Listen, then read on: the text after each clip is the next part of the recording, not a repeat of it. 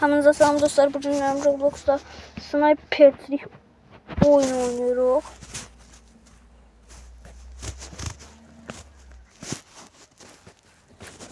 Başlayın. 2 gündür kanalımıza video gelmiş. Adam. Tak. 4-0 olsun dostlar. Şimdi abone olup like atmayı unutmayın.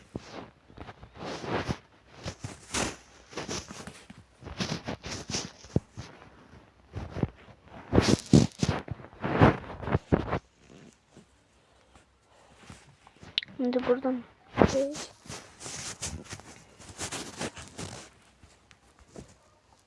tak.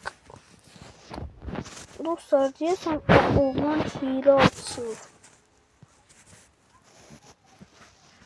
Oyunda en pro olan o adam. Başında kitap var. Demeli adamların. Şimdi dostlar buradan adamı bırak. Dayanın. De ezeli düşmanım. Bu kızdan zehrem getir. Bu yaktan 1000 dəfə məni öldürüb. Salam. Tam kəllədən adam məni vurdu. 6 nəfər öldürdü. Allah həri. İndi dostlar. Dostlar, çöldə maşınları gedib gəlir. Ona görə maşınların səs qoymur. Mənim səsimi eşidəsiz. Həm də qonşumuzun toyuqları var, qazları. Bayaqdan qaq. İmkan vermirlər adamın video çəksin. Qazların ağzında da elə bil mikrofon var. Nə tər qışqırırlarsa.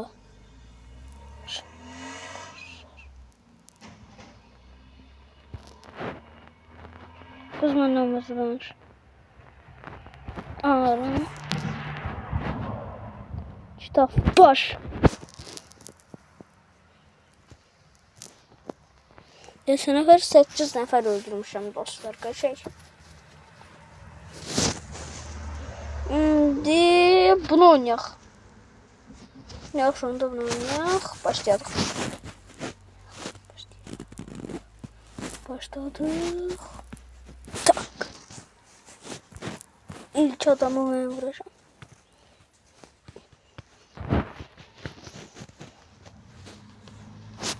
Ayda. Kız.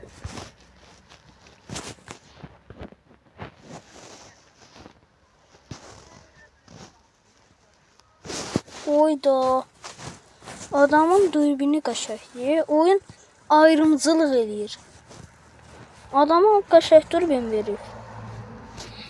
Həm də dostlar abone ol, like atmayı unutmayın demişəm. Ona görə başlayın. Sen ne tarif için haberi buradan vurmuşsun ha? Hop.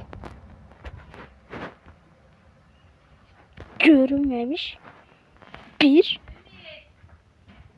Sağ olun dostlar.